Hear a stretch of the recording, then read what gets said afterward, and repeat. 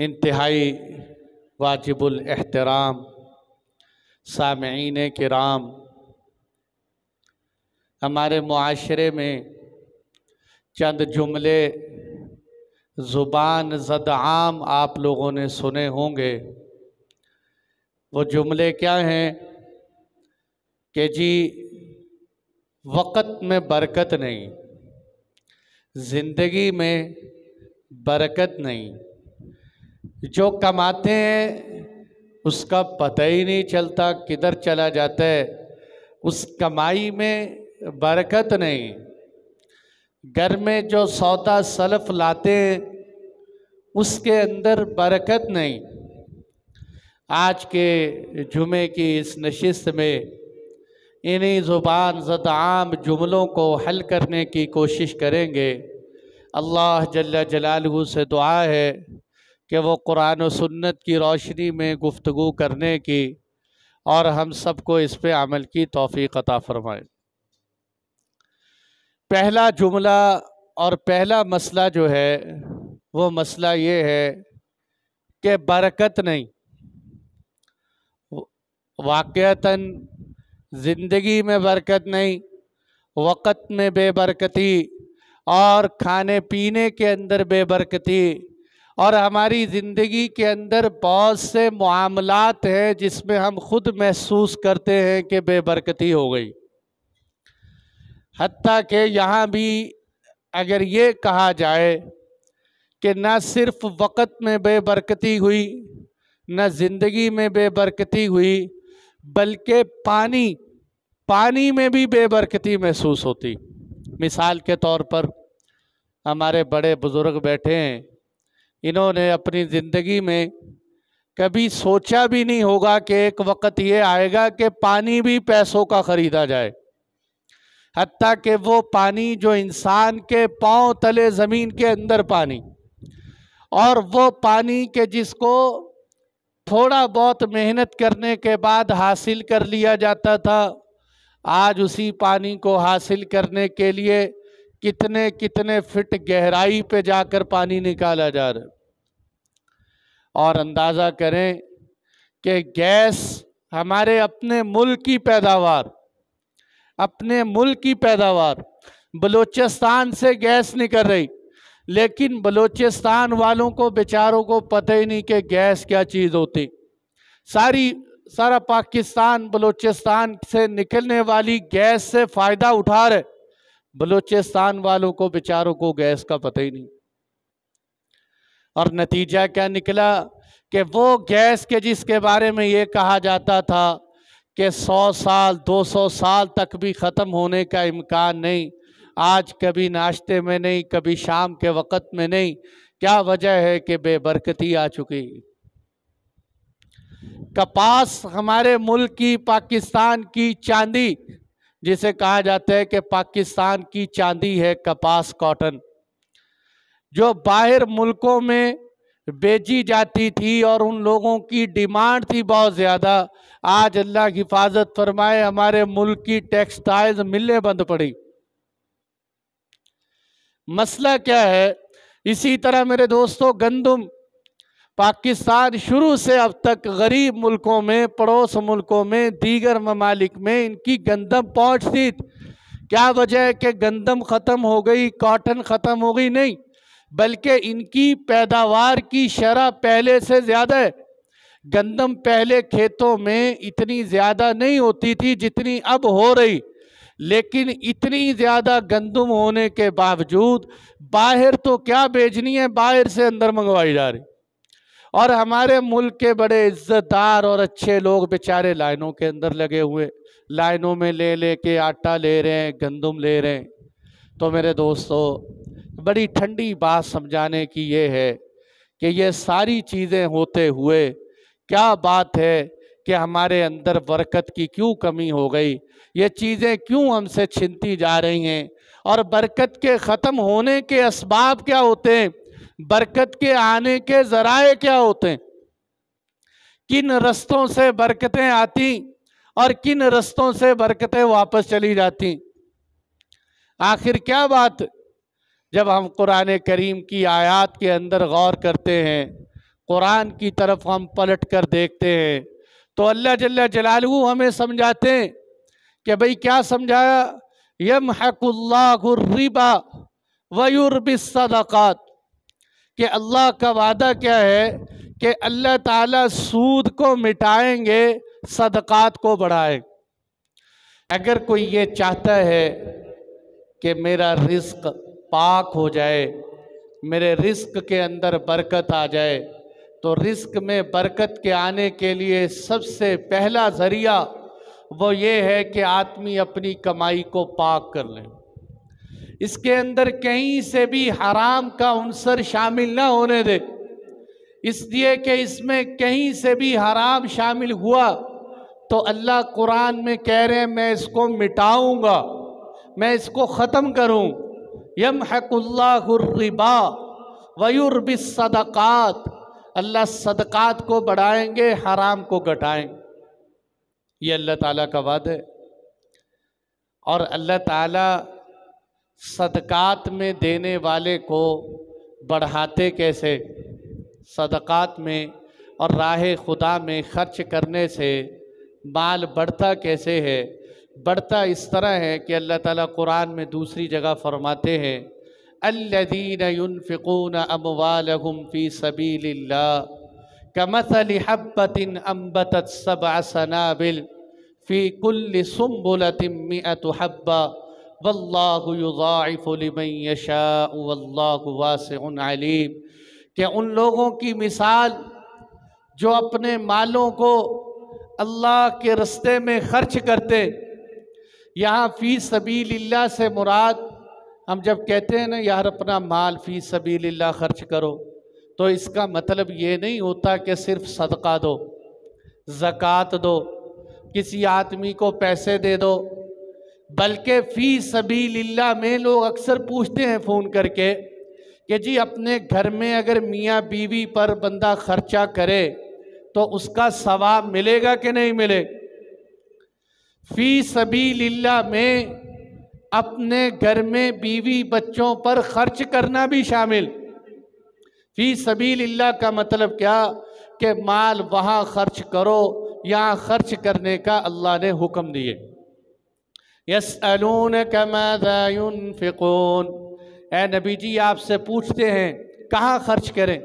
قل ما انفقتم من خیر فللوالدین والاقربین والیتامی، اے نبی جی ان کو بتائیں کہ جو کوئی بھی تم خیر کا ترجمہ بعض مفسرین نے تو کیا کیا ہے کہ پیسے خرچ کرو، بعض مفسرین نے فرمایا کہ نہیں، خیر سے مراد پیسے نہیں بلکہ کوئی بھی نیکی کا کام، حتیٰ کہ کسی کو ٹائم دے دو یہ بھی خیر ہے، کسی کو ہنس کے مسکرا کے مل لو یہ بھی خیر ہے، کسی کو جو ہے خندہ پیشانی سے آپ کی ملاقات یہ بھی خیر ہے، بلکہ اس وقت تو سب سے زیادہ ضرورت اسی صدقے کی۔ آپ صلی اللہ علیہ وسلم نے فرمایا کسی نیکی کو ہلکا نہ سمجھو، حتیٰ کہ اگر تم کسی بھائی کو ہنستے ہوئے چہرے کے ساتھ مل لو تمہیں صدقہ کرنے کا ثواب مل جاتا ہے، مسکرا کے مل دے۔ یہ اس دور کی بہت بڑی ضرورت ہے اس صدقے کی، کہ آج دنیا ڈپریشن کا شکار ہے، آپ کسی کے گھر میں چل دیے اس کو مسکرا کے ملائے، واپسی پہ آتے ہوئے مسکرا کے ملائے، آپ کو صدقے کا ثواب مل گئے۔ شوہر گھر میں داخل ہوا، ہر وقت جب گھر میں داخل ہوتا ہے اس کا موڈ آف ہوتا ہے، اس کی بیوی دیکھ کے ڈر جاتی ہے کہ تھانے دار صاحب گھر میں تشریف لے آئیں، آگے پیچھے بھاگ دوڑ شروع ہو جاتی ہے، بچے ڈر کے گھر کے کونے میں سمٹ کے لگ جاتے ہیں۔ یہ کوئی اسلام کا مزاج نہیں ہے کہ جب گھر میں داخل ہو ہنستے ہوئے چہرے سے داخل ہو، بیوی سمجھ جائے کہ میرے ہسبینڈ کا موڈ خراب نہیں، بڑے اچھے موڈ کے ساتھ داخل ہوا، اپنے ماں باپ کے پاس پہنچا، اپنے ماں باپ کو ہنستے ہوئے چہرے سے ملا، تجھے صدقے کا ثواب مل گیا۔ کتنا مفت میں اللہ نواز رہے ہیں۔ اسی لیے ایک حدیث میں آپ نے فرمایا کوئی آدمی درخت لگا دے، صرف درخت لگائے، شجرکاری کرے، کوئی زمین پہ پودے لگائے، فصل لگائے، کوئی پرندہ آئے اور اس فصل کو کھا جائے، اس فصل لگانے والے کو صدقے کا ثواب مل جاتا ہے، اس پہ بھی صدقے کا ثواب مل جائے۔ تو اس لیے بھائیو، اگر کوئی آدمی اس کے پاس پیسے نہیں ہیں، وہ اپنے ماں باپ کو صرف ٹائم دے دے، اس کو ٹائم دینے پہ صدقے کا ثواب ملے۔ قُلْ مَا أَنفَقْتُم مِّن خَيْرٍ فَلِلْوَالِدَيْنِ، فرمایا سب سے پہلے یہ جو تو خرچ کر رہے، اس کا سب سے زیادہ حقدار تیرے ماں باپ ہیں۔ اس لیے بھائیو یاد رکھو، اللہ کے رسول کے بعد، آپ صلی اللہ علیہ وسلم کے بعد، اس کائنات میں ماں باپ سے بڑا پیر و مرشد کوئی نہیں۔ سب سے بڑا مرشد، سب سے بڑا پیر، سب سے بڑا رہبر اور رہنما وہ انسان کے ماں باپ، ان کی خدمت کی جائے۔ زندگی میں تو ماں باپ کو بندہ ایک دوائی لا کے دینے کا روادار نہیں، مرنے کے بعد 200 دیگے پکانے کا بھی ٹھیکہ مل جاتا ہے۔ کاش کہ اتنے پیسوں کی بجائے تھوڑے سے پیسے لگا کر اگر یہ زندگی میں ابا کو دوائی لا دیتا، اس کی خدمت کر دیتا، پتہ نہیں اس کو اللہ تعالیٰ کتنا ثواب عطا کرتے۔ اس لیے بھائیو، بات کیا چل رہی تھی؟ راہ خدا میں خرچ کرنا۔ اللہ برکت کو سمجھا رہے ہیں کہ جو مال اللہ کے رستے میں لگایا جاتا ہے، اللہ اس کو کس طرح بڑھاتے ہیں، بڑی سادہ سی مثال سے سمجھایا۔ کَمَثَلِ حَبَّةٍ أَنبَتَتْ سَبْعَ سَنَابِلَ فِي كُلِّ سُنبُلَةٍ مِّائَةُ حَبَّةٍ، کہ دانہ زمیندار ایک لگا کے آتا ہے، اس ایک میں سے اللہ ایک پودا نکالتے ہیں، اس ایک پودے میں سے 7 شاخیں نکالتے ہیں، ہر شاخ پہ اللہ تعالیٰ 100 دانے نکالتے ہیں، گویا کہ ایک دانے سے اللہ 700 دانے نکالتے ہیں۔ بتانا یہ چاہتے ہیں کہ تو ایک لگائے گا، اللہ تمہیں 700 لوٹائے گا، تمہیں 700 لوٹائے گا، دنیا میں بھی آخرت میں بھی۔ لیکن اس کے مقابلے میں اگر حرام کی طرف تو جائے گا تو میں رب ذوالجلال وعدہ کرتا ہوں کہ میں تیرے کاروبار کو تیس نیس کر کے رکھ دوں۔ یمحق اللہ الربا، اللہ سود مٹائیں۔ آج میرے دوستو، دراصل میرے موضوع کی بنیادی وجہ بھی یہ ہے کہ ہماری مارکیٹوں میں، ہمارے بازاروں میں سود اتنا عام ہوتا جا رہا ہے۔ اللہ حفاظت فرمائے کہ کیا اس میں نمازی کیا غیر نمازی کوئی فرق نہیں رہا اس کے اندر۔ یاد رکھیں میرے دوستو، سود کی 2 قسمیں میں آپ کے سامنے لاتا ہوں، اس کے بعد فیصلہ کرنا کہ ہم سے کہاں غلطی ہو رہی، اور سود کے انجام پہ غور کرنا۔ حضور نبی اکرم صلی اللہ علیہ وسلم کے زمانے میں جو سود رائج تھا، وہ سود یہ تھا کہ کسی آدمی کو پیسے دیتے کہ یہ میں نے تمہیں قرضہ دے دیا، 6 مہینے تک قرضے کو واپس لوٹا دینا۔ یہ حضرت قتادہ نے لکھا ہے، امام ابن جریر نے اپنی تفسیر میں حضرت قتادہ سے یہ بات نقل کی ہے جو میں سنا رہا ہوں۔ 6 مہینے تک قرضہ دیا، جب تم مجھے پیسے لوٹاؤ تو واپسی پر اضافی پیسے دے کر لوٹا دینا۔ میں نے تمہیں 1 لاکھ روپیہ دیا ہے، 1,10,000 مجھے واپس دے دینا۔ یہ سود اس زمانے میں جاری تھا، اور اللہ تعالیٰ نے قرآن میں اسی سود کی حرمت پر آیات نازل کی۔ آج ہم میں سے بہت سے تو اس کو بھی سود نہیں سمجھتے، وہ تو یہ کہتے ہیں کہ بزنس ہے، تجارت ہے، بزنس میں تجارت میں نہ کسی مفتی کے فتوے کی ضرورت ہے، نہ کسی اسلام کی کوئی پابندی کی ضرورت ہے، ہم تو بزنس مین ہیں۔ تو کیا مطلب کہ جب تو بزنس مین ہے تو مسلمان نہیں؟ اسلام کے احکامات تیری طرف متوجہ نہیں؟ دنیا جہاں میں کون سا ایسا موڑ ہے جہاں اسلام نے رہنمائی نہ کی ہو، اسلام نے چلنے کا طریقہ نہ سکھایا ہو؟ ہر جگہ پر رہنمائی کی، یہاں چلنے کا یہ طریقہ، یہاں یہ طریقہ، یہاں تک کہ میرے نبی نے تو بیت الخلاء کے اندر بیٹھنے کا طریقہ بھی سکھایا۔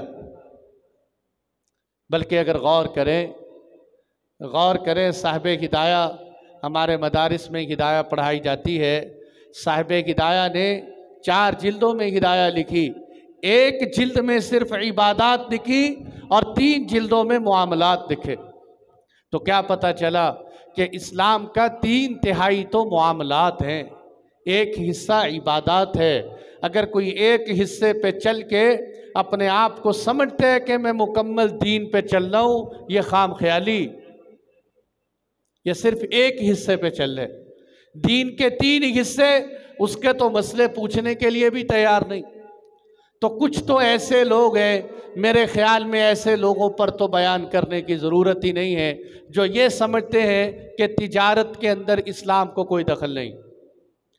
دوسرا طبقہ وہ ہے جو مانتا ہے کہ سود غلط ہے، لیکن وہ یہ کہتے ہیں کہ وہ سود غلط ہے کہ آپ کسی کو پیسے دیں اور وہ پیسے پر آپ کو ایک متعین پرافٹ دے، یہ سود ہے۔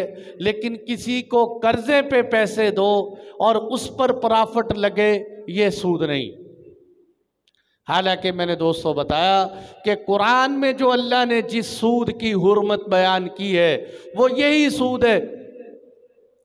اور آگے سے انہوں نے اعتراض کیا، اس زمانے میں اعتراض ہوا، کہنے لگے انما البیع مثل الربا، کہ یہ جو سود آپ حرام کہہ رہے ہیں، سود میں اور خرید و فروخت میں کیا فرق ہے؟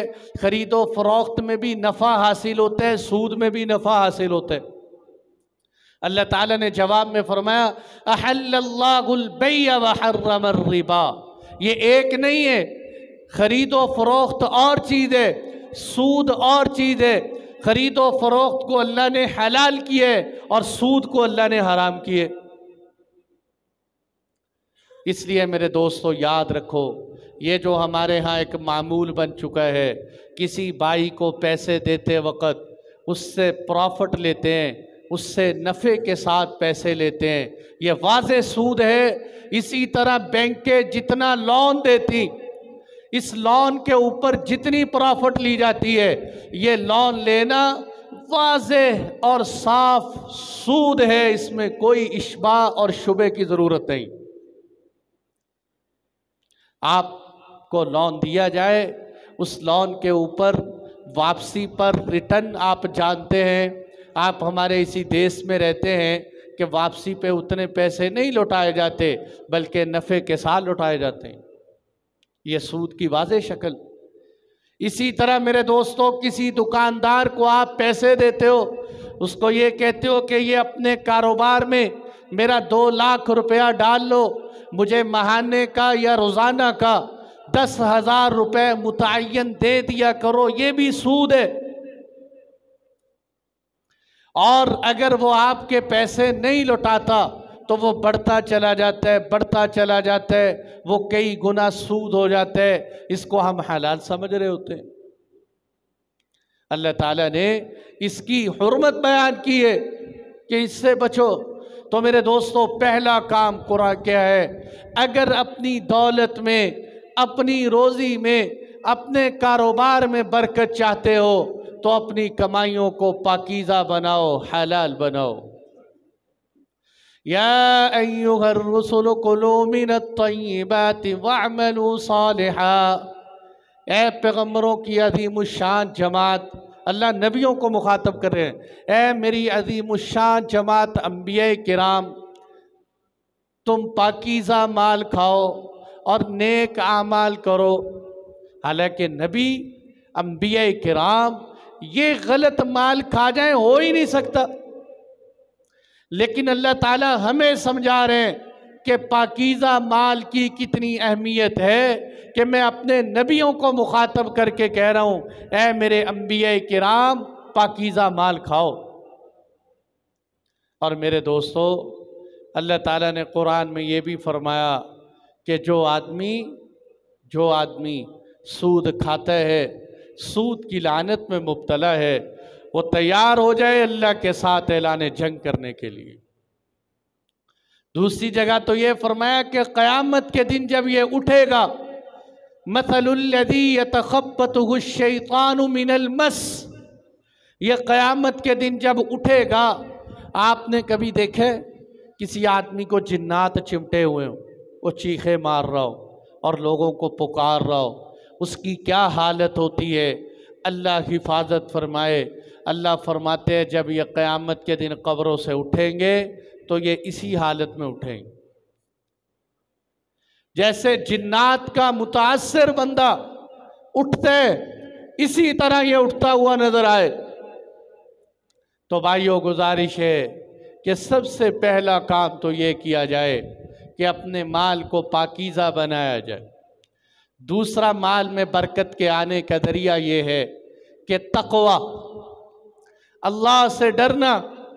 وَلَوْ أَنَّ أَهْلَ الْقُرَىٰ آمَنُوا وَاتَّقَوْا لَفَتَحْنَا عَلَيْهِمْ بَرَكَاتٍ مِّنَ السَّمَاءِ، اللہ فرماتے ہیں اگر بستی والے ایمان لے آئیں اور اللہ سے ڈر جائیں، ہم ان پر آسمانوں سے برکتوں کے دروازے کھول دیتے، برکتوں کے دروازے کھول دیتے، اللہ کا وعدہ ہے۔ اور دوسری جگہ کیا فرمایا؟ وَمَن يَتَّقِ اللَّهَ يَجْعَل لَّهُ مَخْرَجًا، جو اللہ سے ڈریں گے، اللہ کے دو وعدے ان کے ساتھ ہے۔ نمبر ایک، اللہ تعالیٰ اس کو رستہ دیں گے، اور رستہ کس چیز سے؟ غموں سے، پریشانیوں سے، مصیبتوں سے، مقدمات سے، ضروریات سے اور حوائج سے، اللہ ہر جگہ سے اس کو نکلنے کا رستہ دے دیں گے۔ اور فرمایا دوسرا کیا ہوگا؟ وَيَرْزُقْهُ مِنْ حَيْثُ لَا يَحْتَسِبْ، اللہ اس کو وہاں سے روزی دیں گے جہاں سے اس کا گمان بھی نہیں ہو۔ آپ نے کئی دفعہ دیکھا ہوگا انسان کئی دفعہ پیسے لگاتا کہیں ہے اور اللہ نفع کہیں دے رہے ہوتے ہیں، اللہ لوٹا کر کہیں سے دے رہے ہوتے ہیں۔ فرمایا تم اللہ سے ڈر جاؤ۔ اللہ سے ڈرنے کا مطلب کیا ہے؟ اپنے مال کو غلط جگہ پر صرف نہ کرو، اللہ کے ناپسندیدہ طریقوں پر اس کو استعمال نہ کرو، اس جگہ پر لگاؤ یہاں اللہ نے لگانے کا حکم دیا ہے، اللہ تمہاری روزی میں برکتیں ڈال دیں گے۔ حضرت عوف بن مالک ایک صحابی، عوف بن مالک اشجعی ایک صحابی، یہ صحابی اللہ کے محبوب کے پاس آئے، آ کر کہنے لگے اے اللہ کے نبی، میرا بیٹا کافروں کی قید میں ہے اور انہوں نے اس کو پکڑ کر رکھا ہوا ہے، میں اور میری گھر والی بہت پریشان ہیں، آپ کوئی عمل بتائیں کہ کسی طریقے سے ہمارا بچہ چھوٹ جائے۔ آپ صلی اللہ علیہ وسلم نے فرمایا ایک تو یہ ہے کہ تم صبر کرو، صبر کرو۔ دوسرے نمبر پر فرمایا آپ نے کہ یہ تسبیح پڑھو، لا حول ولا قوت الا باللہ، اس کا اہتمام کرو، اللہ تیرے بیٹے کی مدد فرمائیں۔ وہ صحابی کہتے ہیں میں نے گھر جا کے صبر شروع کیا اور یہ کلمات پڑھنے شروع کیے۔ اللہ کی شان دیکھے کہ وہ صحابی کے بچے کی رسیاں کٹی، خود بخود ٹوٹی اور وہ وہاں سے نکلے، سواری پہ بیٹھے، جب آنے لگے تو ان کے جانور بھی ساتھ نکل آئے اور بہت سا ساز و سامان لے کے گھر میں واپس آئے۔ اب وہ سامان استعمال کرنے سے پہلے صحابی اللہ کے نبی کے پاس لے گئے، آپ نے فرمایا اللہ نے تمہیں وہاں سے روزی دی یہاں سے تیرا گمان بھی نہیں، تمہیں وہاں سے روزی دی۔ اس لیے حضرت مجدد الفسانی رحمت اللہ علیہ فرمایا کرتے تھے کہ جو آدمی اول آخر 100 دفعہ درود شریف پڑھے اور بیچ میں 500 دفعہ پڑھے لا حول ولا قوت الا باللہ، اول آخر 100 مرتبہ درود شریف، بیچ میں یہ کہنے لا حول ولا قوت الا باللہ، اللہ اس کے اوپر رزق کی تنگی ہوگی دور کر دیں گے، پریشانی ہوگی دور کر دیں گے، مصیبتیں ہوں گی اللہ ہٹا دیں گے، مقدمات ہوں گے اللہ اس کو بھی زائل فرما دیں گے، اللہ اس کو ہر پریشانی سے نجات عطا فرمائیں۔ لا حول ولا قوت الا باللہ، کوئی مشکل کام، کتنا آسان سا وظیفہ ہے۔ تو یہ بھی ہمیں پتہ چلا کہ تقوی اور یہ دعا رزق کے آنے کا بڑا بہترین ذریعہ۔ اسی طرح میرے دوستو، رزق کے آنے کے لیے میرے اور آپ کے نبی نے چھوٹے چھوٹے آداب بھی سکھلائے، چھوٹے چھوٹے آداب، دکھنے کے اعتبار سے چھوٹے لیکن حقیقت کے اعتبار سے بہت بڑے۔ مثال کے طور پر جب کھانا شروع کیا جائے تو کھانا کھانے سے پہلے بسم اللہ پڑھ کر کھانا کھایا جائے۔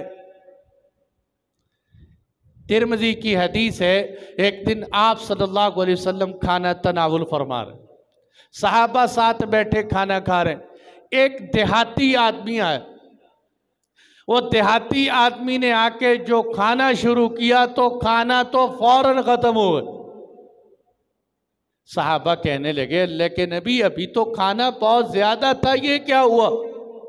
آپ صلی اللہ علیہ وسلم نے فرمایا کہ یہ جو دیہاتی تمہارے ساتھ آ کے ابھی بیٹھا، اس نے بسم اللہ نہیں پڑھی، بسم اللہ نہ پڑھنے کی وجہ سے کھانے میں 7 شیطان شامل ہو چکا، سارا کھانا تو شیطان کھا گیا۔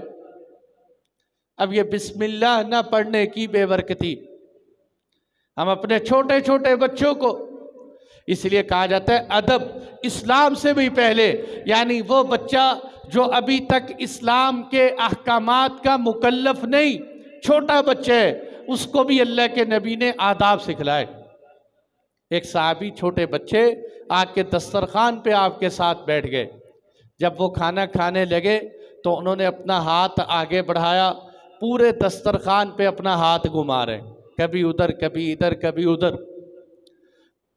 یہ میرے دوستو یہاں تک ادب ہے، اگر دسترخوان پہ ایک جیسی چیز پڑی ہو تو یہ نہیں ہے کہ آدمی پوری پلیٹ میں ہاتھ مارتا رہے، بلکہ اپنے سامنے سے کھائے۔ ہاں اگر دسترخوان پہ متفرق اشیاء موجود ہوں تو آپ آگے پیچھے سے اٹھا سکتے۔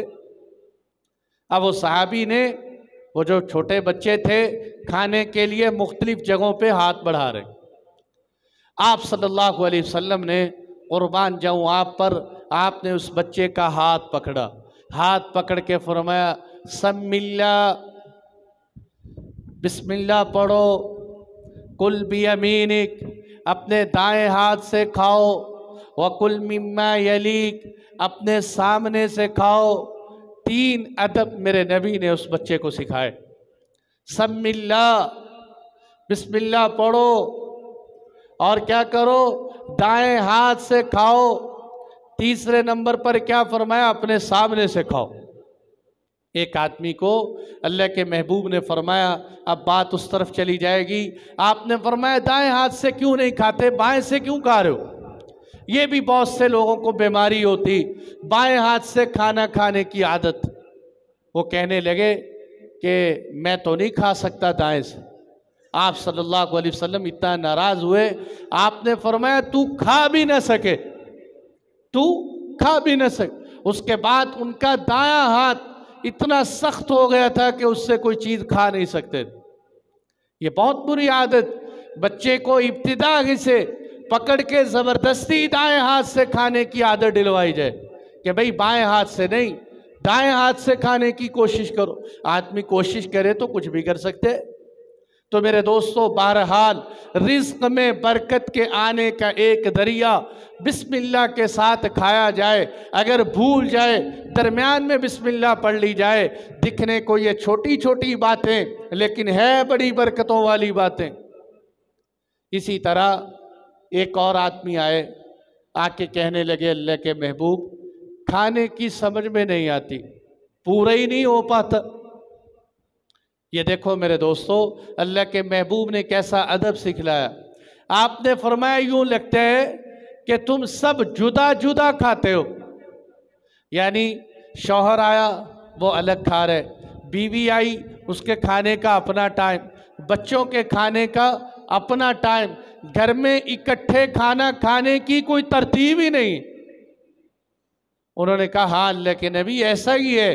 آپ صلی اللہ علیہ وسلم نے فرمایا نہیں، اکٹھے کھایا کرو، یہ رزق میں برکت کے آنے کا ایک طریقہ بتایا کہ اکٹھے مل جل کے کھانے سے اللہ رزق میں برکتیں ڈالتے ہیں۔ یہ میرے دوستو کیسی چھوٹی چھوٹی باتیں، لیکن میرے محبوب کے فرامین اللہ نے ایسے بتائے کہ زندگی گزرنے کا طریقہ سکھایا ہمیں۔ اسی طرح میرے دوستو رزق میں برکت کے آنے کا ذریعہ ایک یہ ہے کہ ماں باپ کی دعائیں لیا کریں، ماں باپ کی دعائیں لیا کریں۔ جو آدمی اپنے ماں باپ کی دعائیں لیتے ہیں، ان کی خدمت کرتے ہیں، اللہ کے محبوب صلی اللہ علیہ وسلم نے فرمایا اللہ اس کو 2 فائدے دیتے ہیں۔ نمبر 1 تو کیا ہے، اللہ اس کے رزق میں برکت ڈال دیتے ہیں۔ نمبر 2 اللہ اس کی عمر میں برکت ڈال دیتے ہیں، یعنی وقت میں بھی برکت، کھانے میں بھی برکت اس آدمی کے جو اپنے ماں باپ کی دعائیں لیتے ہیں۔ ماں باپ کی دعائیں لینا کوئی مشکل کام تو نہیں۔ ماں باپ تو ایسے ہیں کہ برے سے برا، نافرمان سے نافرمان، شرابی بنگی آدمی کسی کام کا نہ ہو، ماں اس کو بھی ہزاروں دعائیں دیتی۔ یہ ماں کا رشتہ ہی انمول۔ لیکن کتنا بدبخت ہے وہ آدمی جو اپنے ماں باپ کی دعائیں نہ لے سکے۔ بیوی کو تو شاپنگ کروانے کے لیے بڑے بڑے اعلیٰ مالوں میں جائے اور ابا کو ایک سوٹ لا کے دینے کا بھی روادار نہ ہو، گھر میں تو کھانے کے لیے ہزاروں آئٹم بنائے، کبھی اپنے باپ کو پوچھا نہیں ابا جی آپ کے کھانے کی کیا چاہت ہے۔ اپنے کمرے میں تو بڑا بہترین بیڈ روم بنائے اور ابا سے کہے وہ گھر کا جو آخری کمرے بیٹھک جہاں جو ہے کسی کے لیٹنے کو جی نہیں چاہتا، آج کے بعد آپ کا کمرہ یہ۔ میرے دوستو یہ ناانصافیاں نہ کریں، یہ لین دین کے ترازو نہ بدلیں۔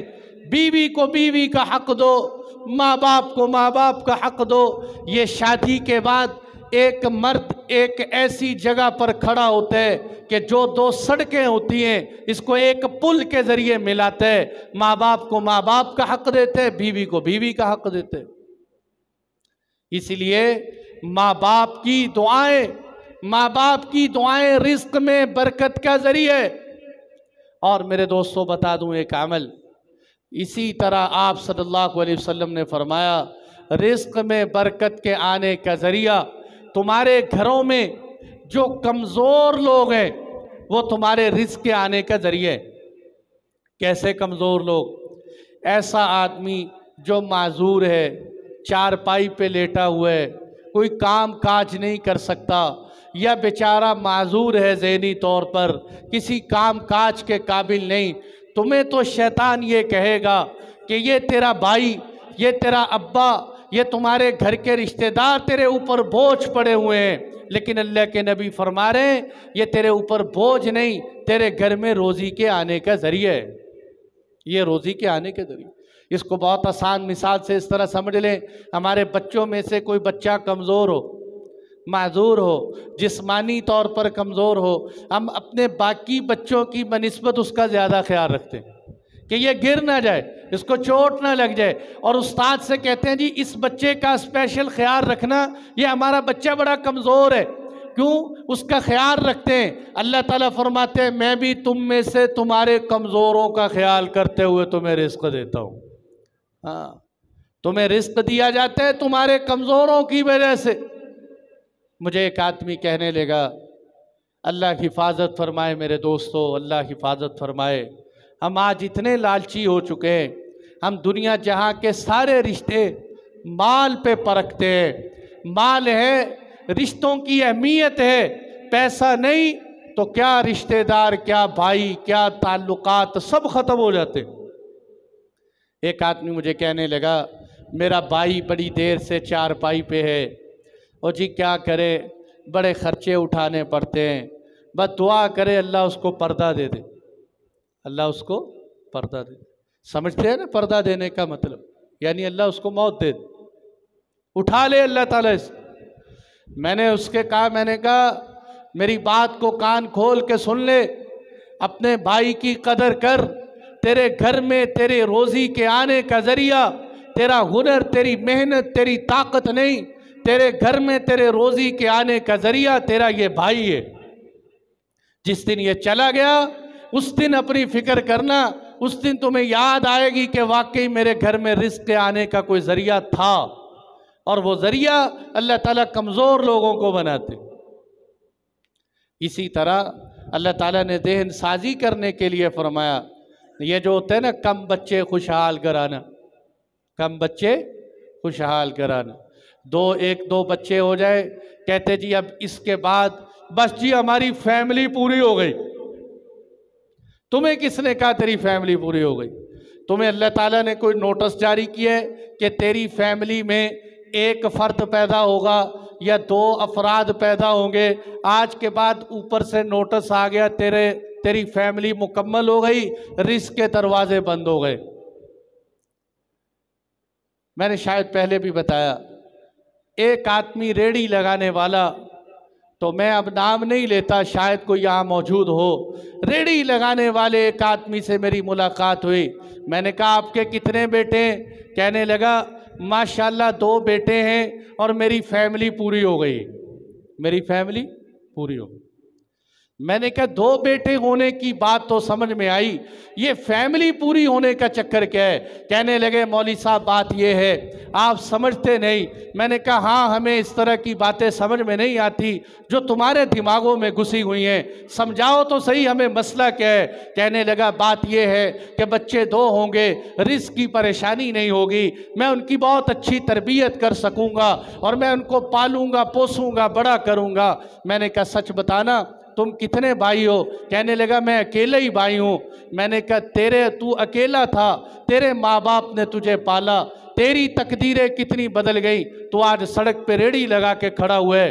तकदीरें औलाद की कसरत और किल्लत से नहीं बदला करती खुदा के बंदे, तकदीरें बदलने का इख्तियार तो अल्लाह ताला के यहाँ है। इसके मुकाबले में मुझे एक आदमी ऐसा भी मिला जिसके माशाल्लाह 10 बच्चे थे, 10 के 10 हाफिज भी थे, आलिम भी थे, आइम्मे मसाजिद भी थे। तो कम बच्चे खुशहाल कराना नहीं, नेक बच्चे खुशहाल कराना। इस्लाम का मिजाज कम बच्चे नहीं, इस्लाम का मिजाज अच्छे बच्चे खुशहाल कराना है।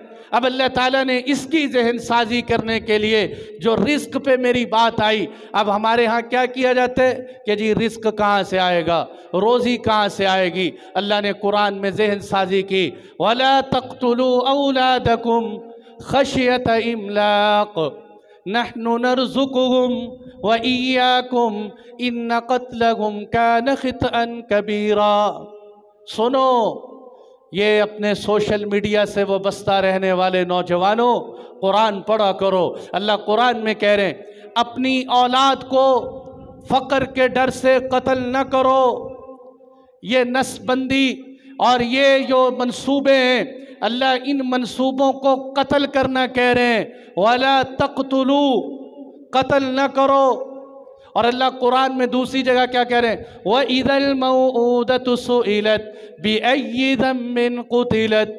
जब क़यामत के दिन ये बच्चे आएंगे अपने माँ बाप से पूछेंगे हमें किस जुर्म में कत्ल किया गया, हमें किस जुर्म में कत्ल की। और यहाँ अल्लाह क्या कह रहे, अपनी औलाद को फ़क्र के डर से कत्ल न करो। सुबहान अल्लाह, मैं कुरान पे कुर्बान जाऊँ। कुर्बान मेरे दोस्तों, कुरान समझो अल्लाह के वास्ते। कुरान क्या कह रहे, नहनु नरज़ुकुहुम व इय्याकुम। कुरान कह रहे, अगर अरबी समझ में आए, कुरान कह रहे उनको भी रोज़ी हम देते हैं, तुम्हें भी रोज़ी हम देते हैं। उनको रोज़ी, हालांकि होना क्या चाहिए था, नहनु नरज़ुकुकुम व इय्याहुम। अल्लाह यूँ कह देते तुम्हें भी हम रोज़ी देते हैं, तुम्हारी औलादों को हम देते हैं। जो मैंने मसला शुरू किया था कि अल्लाह कमज़ोरों की वजह से रिज़्क़ देते हैं, अल्लाह ने समझाया नहीं, पहले तेरे बच्चों को हम देते हैं, उनकी वजह से तुम्हें देते हैं। तेरे बच्चों को हम देते हैं, बच्चों की वजह से तुम्हें रोज़ी देते हैं। नहनु नरज़ुकुहुम व इय्याकुम। इन्न क़त्लहुम कान ख़ितअन कबीरा, इनको कत्ल करना बहुत बड़ा गुनाह है। इसलिए ये भी रोज़ी के अंदर बरकत के आने का एक ज़रिया है। आखिरी बात, और फिर बात समेट देनी है। शुरू से काफ़ी असबाब बयान हुए रोज़ी में बरकत के आने का।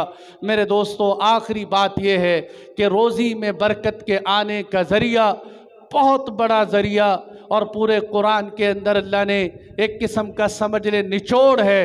वो क्या है कि अल्लाह पर भरोसा करना, अल्लाह पर भरोसा करना। आज मेरे दोस्तों, कोई बुतों को पूजने वाला मुसलमानों में नहीं कि कोई बुतों को जाके पूजना शुरू कर दे, लेकिन सबसे बड़ी कमज़ोरी क्या है? वो अल्लाह पर भरोसे की है। और कुरान कहते हैं वमन यतवक्कल अलल्लाहि फहुव हस्बुह, जो अल्लाह पर भरोसा करेगा अल्लाह उसके लिए काफ़ी हो जाए। अल्लाह पर भरोसा करो। तवक्कलू अलल्लाहि हक़्क़ तवक्कुलिही, तुम अल्लाह पर भरोसा करो जैसा करने का हक़ है। तो अल्लाह क्या करेंगे? अल्लाह फरमाते हैं मैं तुम्हें ऐसे रोज़ी दूंगा जैसे मैं परिंदों को रोज़ी देता हूँ। घोंसलों से खाली पेट निकलते हैं, शाम को भरे पेट वापस आते हैं। कोई फैक्ट्री नहीं, कोई मिल नहीं। मसला क्या है? निकलते यहाँ से एक गलत फहमी बाज़ लोगों के अंदर, वो क्या है? मेरे दोस्तों याद रखना, तवक्कुल का ये मकसद हरगिज़ नहीं है कि आप काम पे ही ना जाओ, कोई मेहनत ही ना करो, मुशक्क़त ही ना करो, घर में बैठे रहो और कहो अल्लाह ताला हमें आसमान से रोज़ी टपका दें, मन्नो सलवा आसमान से उतर आए। ऐसा हरगिज़ नहीं। तवक्कुल किसे कहते हैं? तवक्कुल के ये माना है, शायर कहते हैं तवक्कुल के ये माना है कि खंजर तेज़ रख अपना। तवक्कुल के ये माना है कि खंजर तेज़ रख अपना, नतीजा इसका खुदा के हवाले कर। नतीजा खंजर पूरा तेज़, दुश्मन पे वार मैं करूँगा, नतीजा अल्लाह के हवाले है कि इससे दुश्मन मरेगा या नहीं मरेगा, इस पे मैं अल्लाह पे भरोसा करता हूँ। ज़मीन पे फसल लगाना मेरा काम है, हल जोतना मेरा काम है, मेहनत करना मेरा काम है। भरोसा अल्लाह की ज़ात पर है कि हो सकता है अल्लाह इससे फसल दे ना दे, जितनी दे। ये नहीं है कि अब हाथ जोड़ के ज़िम्मेदार बैठा हुआ है, ना हल चला रहे, ना खेत पे मेहनत कर रहे, कहता है मेरा अल्लाह पे यकीन बहुत। इस पे कोई शक नहीं है कि तेरा अल्लाह पे यकीन बहुत है, पर तेरे पागल होने में भी कोई शक नहीं। अक्लमंद इंसान कौन है कि जो सारे असबाब इख्तियार करके भरोसा अल्लाह की ज़ात पर करे। एक सहाबी आए, बाहर अपनी ऊँटनी खड़ी की और अल्लाह के महबूब के पास तशरीफ़ ले आए। आप सल्लल्लाहु अलैहि वसल्लम ने पूछा कि अपने ऊँट को कहाँ छोड़ के आए? ऐ अल्लाह के नबी, मैं अपनी सवारी को बाहर अल्लाह पे भरोसा करके छोड़ आया हूँ। आप सल्लल्लाहु अलैहि वसल्लम ने फरमाया ये भरोसा नहीं है, इअकिलहा फतवक्कल अलल्लाह, पहले अपनी सवारी को बांधो फिर अल्लाह पर भरोसा करो। अपनी सवारी देखो, सवारी है, बाइक आप मस्जिद में लाके खड़ी की, कहीं भी खड़ी कर, पहले क्या है उसको लॉक लगाओ, अब अल्लाह पे भरोसा करो। लॉक भी नहीं लगाया, सड़क के किनारे खड़ी कर दी, कहते अल्लाह पे यकीन बहुत है, जब वापस गया तो वो चोर ले गए, अब यकीन तबाह बर्बाद हो गए। अल्लाह ताला ने यकीन समझाने के लिए तरीक़े बताए कि असबाब पूरे इख्तियार करो, भरोसा अल्लाह की ज़ात पर करो। तो मेरे दोस्तों, रिज़्क़ में बरकत के आने का ज़रिया बहुत बड़ा एक वो है कि भरोसा अल्लाह की ज़ात पर करे। और भरोसे के ख़िलाफ़ है ये बात कि आपके घर में थोड़े से हालात आ जाएं, आप भागते फिरें, लोगों को हाथ दिखाते फिरें और न जाने गले में क्या क्या डिलवाएं, और अपने घरों की छतों पे पता नहीं क्या क्या लिखवा देते हैं, और किस तरफ लोगों के जहन माइल हो जाते हैं। कोई बात नहीं, अगर अल्लाह ताला ने सारी ज़िंदगी अच्छा खिलाया है तो कभी एक दिन फाका आ जाए तो कोई बात नहीं।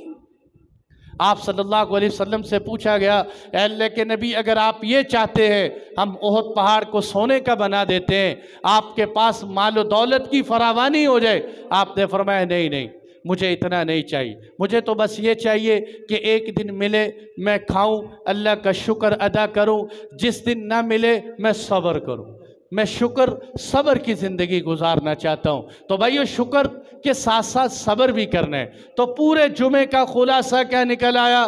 بہت سے بھائی ابھی آئے، جمعے کا خلاصہ دے رہا ہوں 2-3 لفظوں کے اندر۔ اگر یہ چاہتے ہو کہ تمہاری زندگی میں برکت آئے، تمہاری روزی میں برکت آئے، تمہارے مال و متاع میں برکتیں آئیں، تو سب سے پہلا کام یہ کرو، اپنی روزیوں کو حرام سے پاک کرو، اپنی روزیوں کو حرام سے پاک کرو۔ اور اگر اس میں مزید برکتیں چاہتے ہو، وہاں خرچ کرو، یہاں خرچ کرنے کا اللہ نے حکم دیا ہے، یہ تقوی ہے۔ اور اس میں برکت چاہتے ہو، ماں باپ کی دعائیں لو، روزی میں برکت آئے گی۔ اگر روزی میں برکت چاہتے ہو، کمزوروں کی رعایت کرو، تمہاری روزی میں برکت آئے گی۔ اللہ پہ بھروسہ کرو، تمہاری روزی میں برکتیں آئیں گی۔ جو کچھ کہا سنا گیا، اللہ تعالی ہم سب کو عمل کی توفیق دے۔ وآخر دعوانا الحمدللہ۔